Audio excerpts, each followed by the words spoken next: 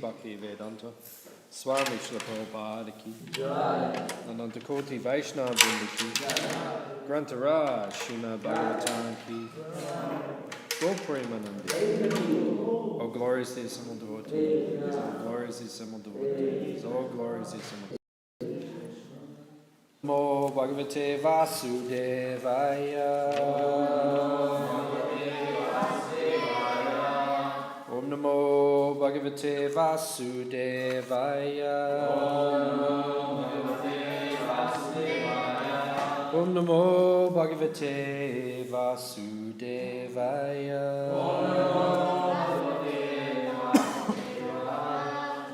Reading from Srimad Bhagavatam, Canto 4, Chapter 8, chapter entitled Dhruva Maharaj Lives On, text number 79.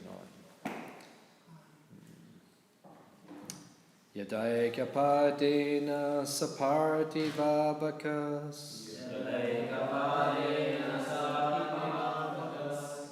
tasto tad angushta nipidita mahi Nanama tatrardam ibendra dishtita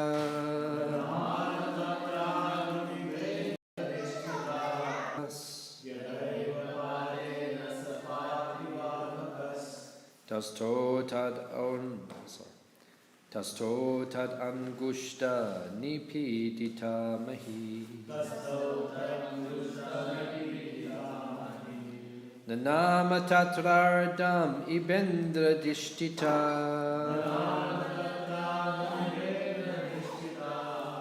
Tariva savye tarata pade pade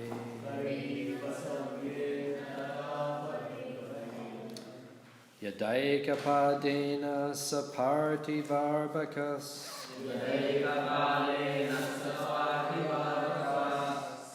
Tasto tad angushta nipidita mahi Nanama tatrardam ibendra dishtita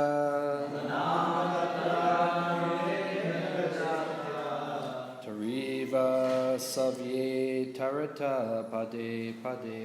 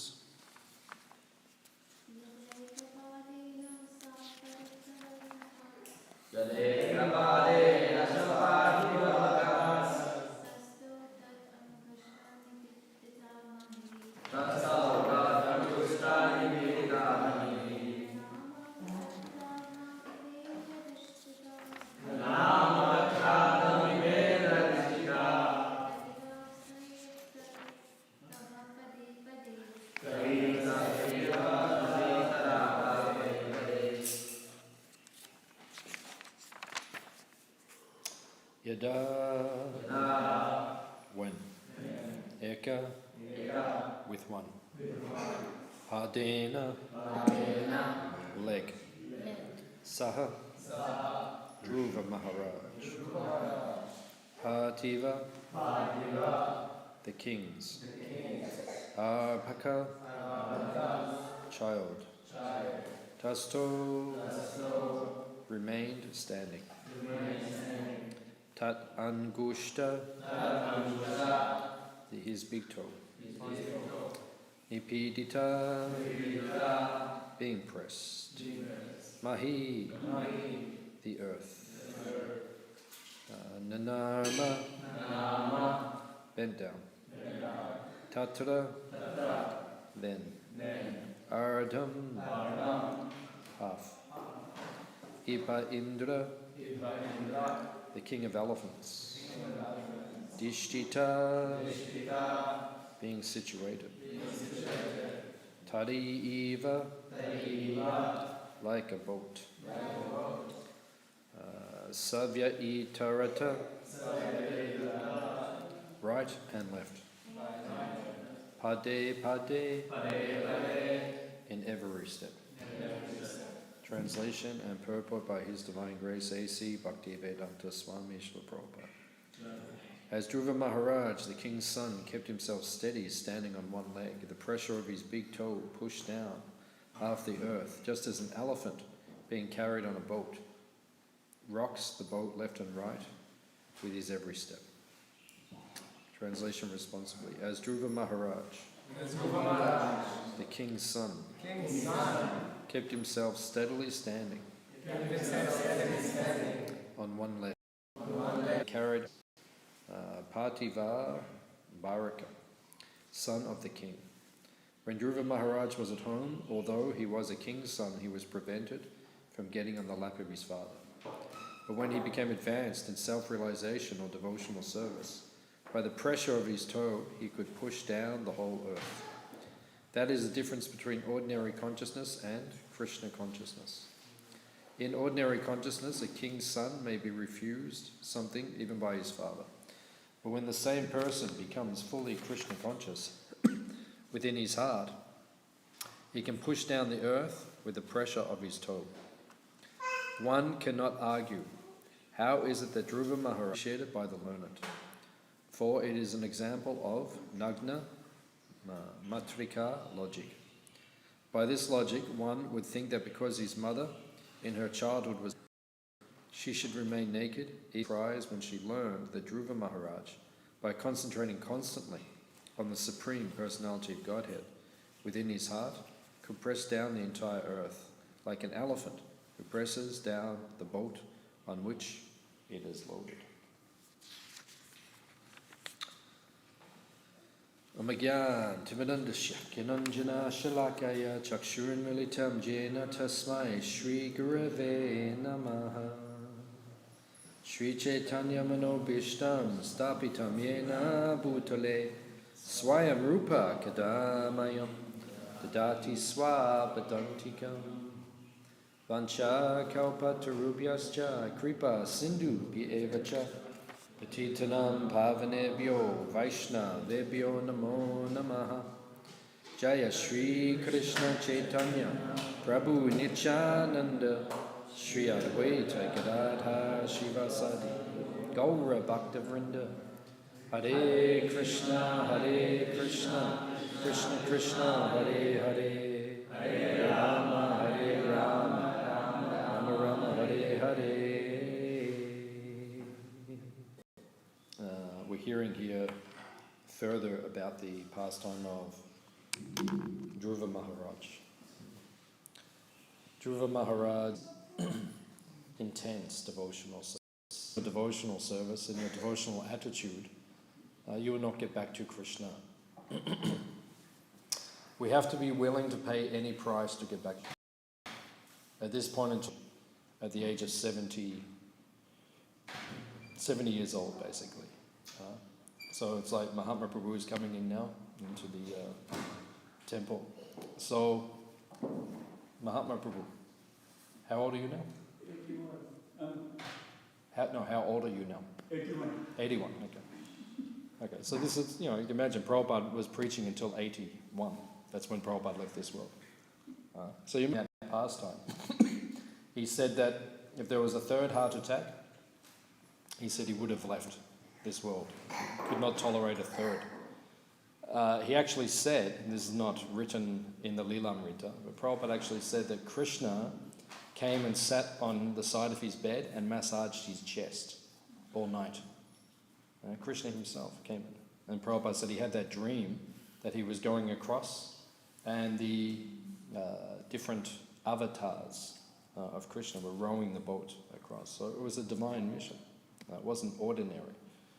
But still, sometimes we minimalize the bhakti or the devotion or the effort or the sacrifice involved when great souls do something. And we say, oh, well, Prabhupada was a pure devotee, he was empowered, he did that, like that. But it may not have felt like that for Prabhupada. It was a great struggle. And you see, if you go back through our history, you see all the acharyas had to struggle to establish the Krishna consciousness movement. It was never easy for anyone. If you go back and you see even when Lord Chaitanya was there, I mean, Lord Chaitanya is Krishna, so what's the obstacle? There is no obstacle, but the Muslims were in charge at that time, and they were causing problems. And even one time when Lord Chaitanya was travelling, he was on the way to Vrindavan, he was heading north, and he was attracting a big crowd, and the devotees said, be careful, because the Muslims, they see that you're very popular as a Hindu saint, they will attack you, they may hurt you. So they were concerned for the Lord. Right? And then you see Rupa Goswami and Sanatana Goswami was put into jail. We don't often think about these things or meditate on these things, but he was put into prison. So these are the kind of sacrifices they made to, and Shyamananda Prabhu, they were travelling. They had all of the Shastra written by the Goswamis, and it was stolen. Imagine how you would feel. Right? All of the Shastric works which you're taking from one place to another, and it's taken. Not like these days, we have so many books. We say, oh, what's the problem? Someone stole the Bhagavatam set, we'll just get another set and we'll just put it there.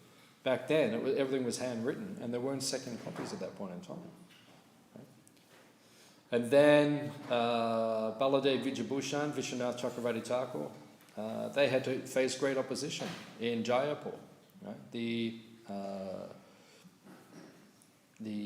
kings of Jaipur at that point in time, the Ramanuj Sampradaya, they were doing the worship in the temple. And they wanted to take away the deity of Radharani, so that Radha was not worshipped with Krishna. Because they said, where is the Shastric evidence?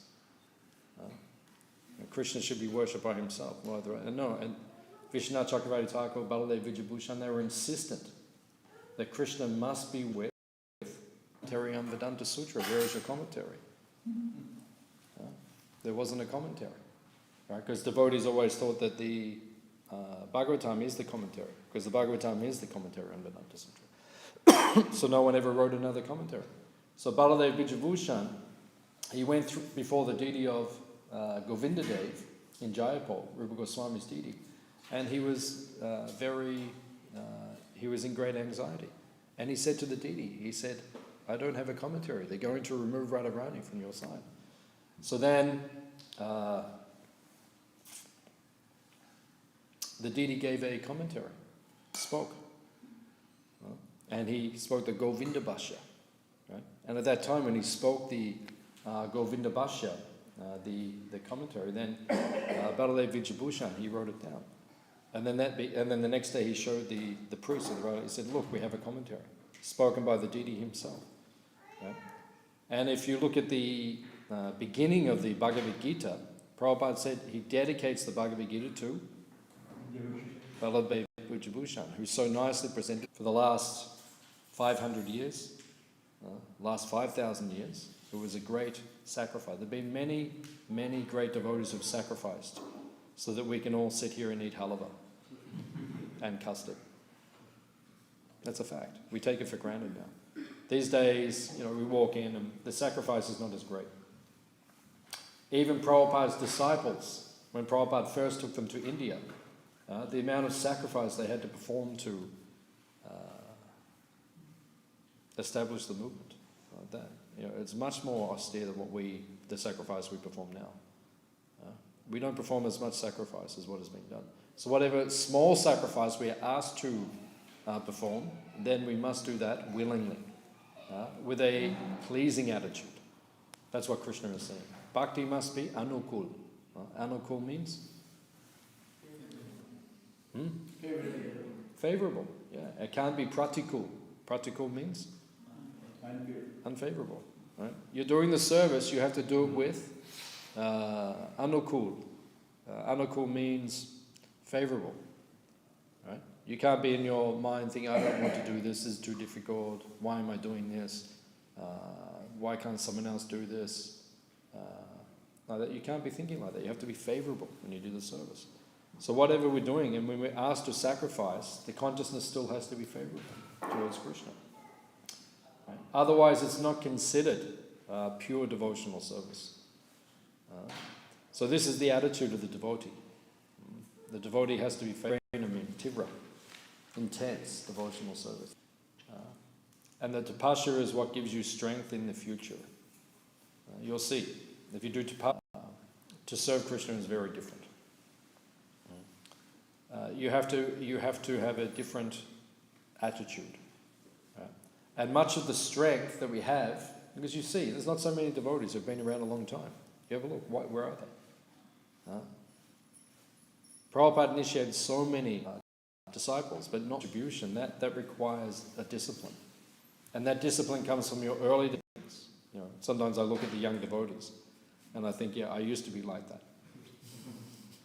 I'm getting old now. Can you see the grey hair? You can't see? Okay, when it gets longer you can see. Next week you'll see. It gets longer, it gets grey. So as you get older, and I look now, I'm not even old. Right? I'm only 48, I'm not like an old person. But when I look at the young devotees, I think, I used to be like that. I used to have that energy and I used to be able to do that and all these things, but it's different now. So then you have to sustain your enthusiasm in a different way, right? So you do the austerity in the beginning and you purify yourself, but then later on you have to come to the mode of goodness. Mode of goodness means maintenance. In the beginning, it's a lot of passion. You're burning it off. And Prabhupada says that in the Leelamrita thing. Some mornings you get in the car, it doesn't start anymore. Or you hear rattles. Or something falls off. That's what your body becomes like as you get older. Something just falls off. One of your teeth. One time Prabhupada was on a plane, right? He was taking some prasadam and he pulled out the tooth, right? And he gave it to his servant. Happened on 2 occasions. That's why when the body gets hot, just like pieces just fall off, right? Or there's rattles. Just things rattle. Your enthusiasm, you have to be in the mode of goodness. If you're not in the mode of goodness, you can't maintain it. But to be in the mode of goodness, you have to burn out the passion when you're young. And you have to overcome the influence of the mode of ignorance. Mode of ignorance means, I can't be bothered. I just want to sleep, I want to rest. Don't sleep and don't rest. Prabhupada said, sleep and sickness are Maya stopping your service. That's what they are. Hare Krishna. Right? If you're sleeping too much, right, that is Maya. So Prabhupada said, sleep is death. Prabhupada said that. Prabhupada said, when I'm sleeping, I feel like I'm wasting my time. but you have to rest. So Prabhupada would minimize it 2 hours.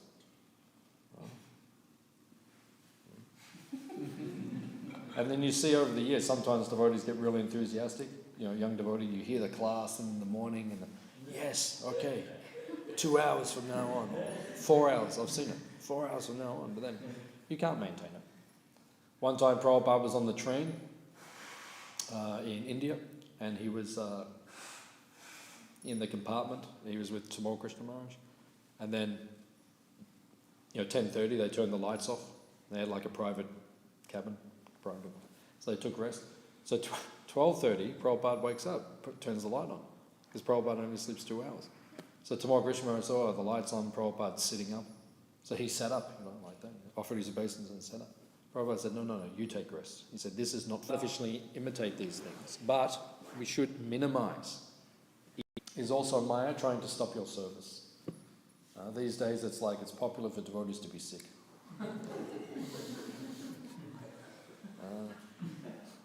I have to be sick.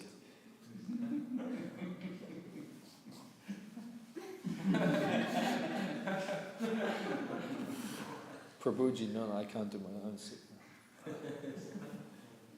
My knee hurts, my ankle.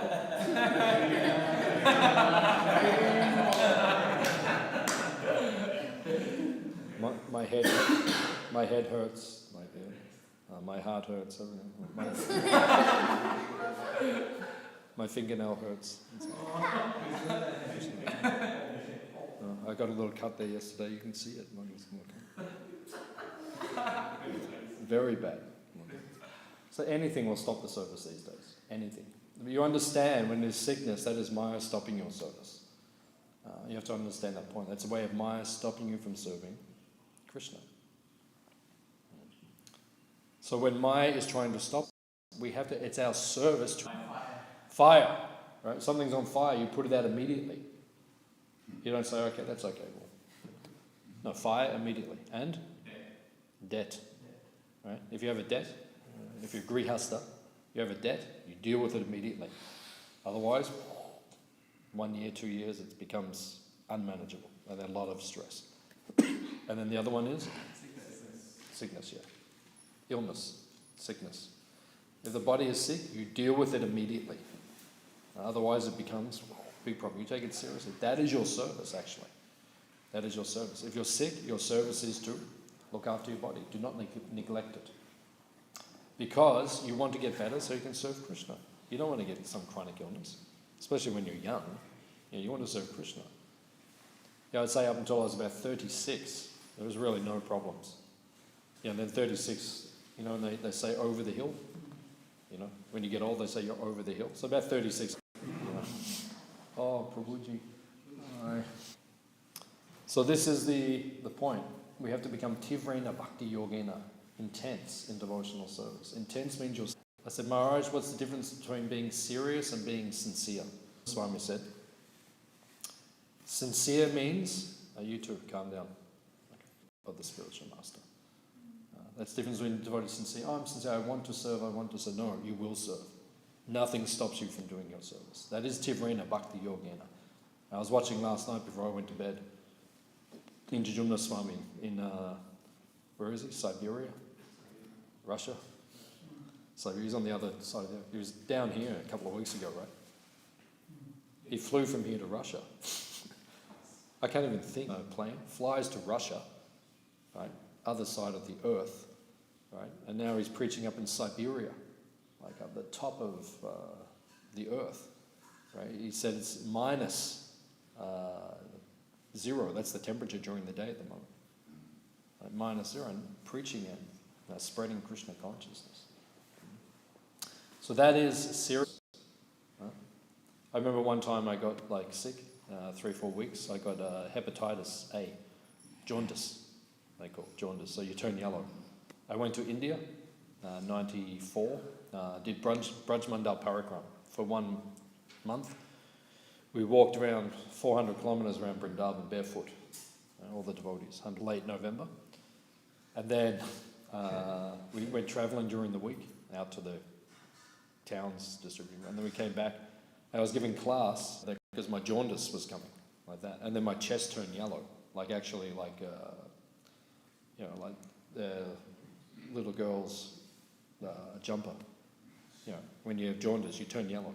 My chest turned like that colour. Like that, I actually had my eyes, and then the whole body looked a little bit yellow like that. So it's jaundice. So I was sick because when I was doing Braj Mandal Parikram, we must have went through some village or something. We're taking prasad, and then sometimes there's diseases there. I must have got some jaundice, and then so 3-4 weeks I couldn't do any service. You become very weak, and you can't eat anything which has any oil in it, because the liver kind of closes down. So I just had to eat very light for 3-4 weeks. I had no strength. I couldn't get up early, and then I'd just sit out there. I had to walk from the Brahmachari ashram to the courtyard. It took me 5 minutes just to walk from there to there, and then I'd just sit there on the bench, chanting 16 rounds. It felt like it took hours. It took 2 hours, but I was so weak like that. No strength like that. So sometimes when you get sick, then you have to change your service. So whatever strength I had, I was reading Prabhupada's books and absorbing myself. After 3 or 4 weeks, I was better again, and then I went out. And then I did another marathon in January. Because December I was too weak. But then in my heart I thought, no, I've missed this opportunity. So then January I did another marathon, my own marathon. Went out and did extra hours, distributed more books, and then caught up like that.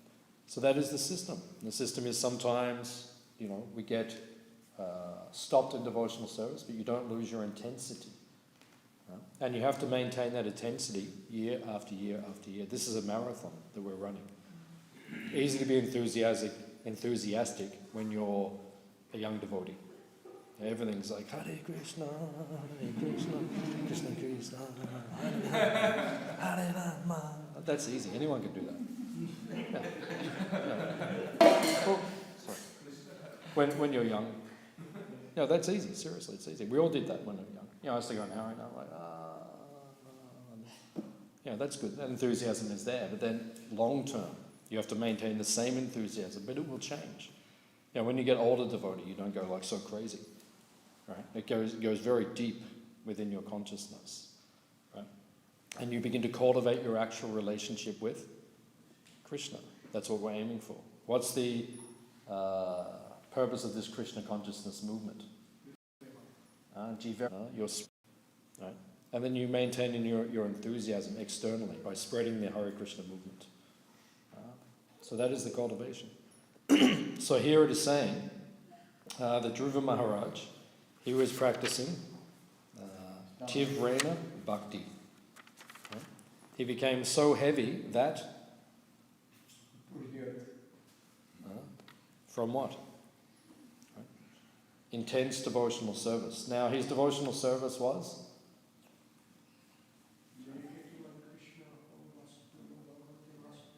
Yeah, it was materially motivated.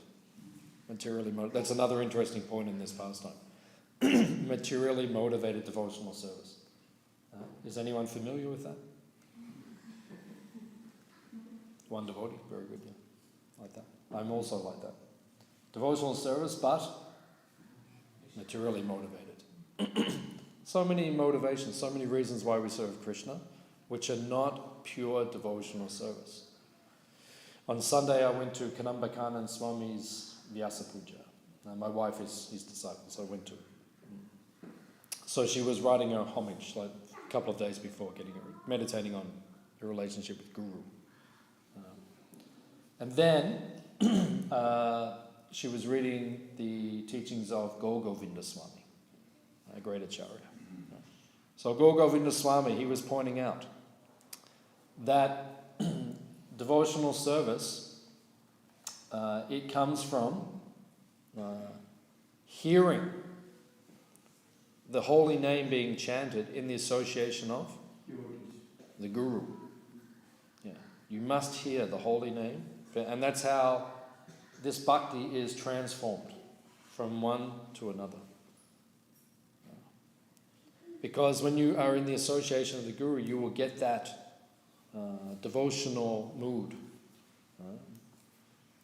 That's why we need to associate with the advanced devotees, because then we will get that devotional. For the holy name to become pure, you must receive it from Guru, You must learn to chant from Guru. The Guru teaches you how to chant. Chanting is an internal meditation. You have to have the right mood. Where do you learn the mood from? From the spiritual master. Right? So you chant, you get the mood of chanting properly. Right? And then your chanting must become unmotivated. You simply chant and serve for Krishna's pleasure. Now, we are not like that. We're not simply serving and chanting just for Krishna's pleasure. Sometimes we are, but not all the time. Not apratihata. Apratihata means always. Just do it. So then Bhaktivinoda Thakur, he analyzes, there are many, one anatta, which is the most difficult to remove from our consciousness. Which one is that? Sorry, in Sanskrit. Pratishta. It's called pratishta. This is the most difficult.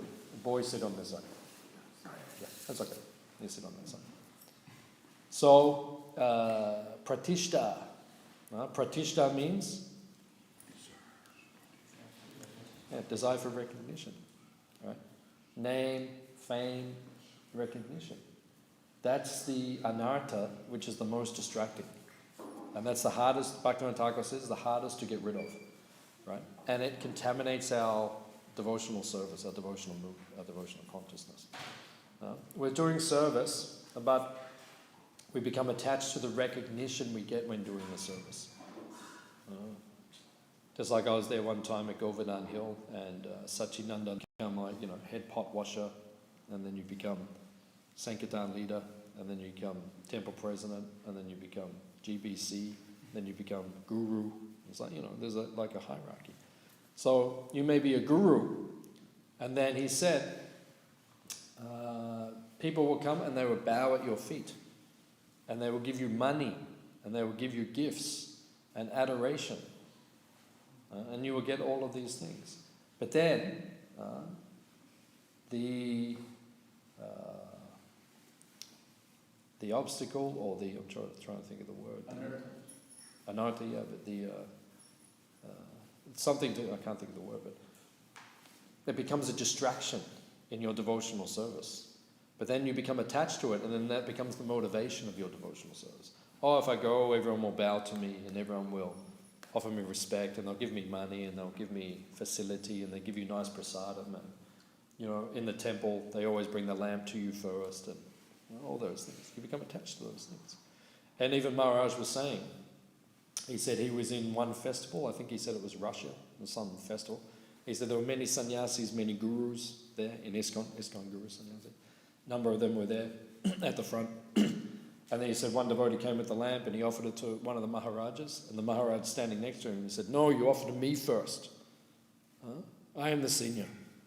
Like that. And Sachinandan Swami was there, and he said he did not think that was the right mood.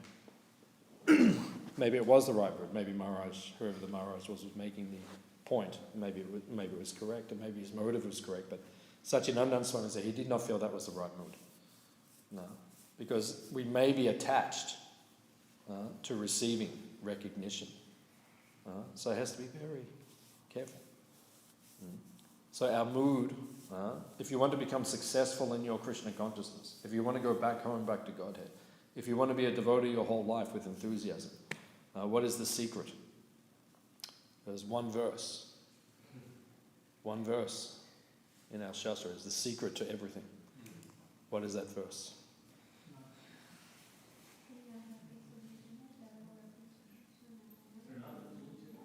Which verse is it?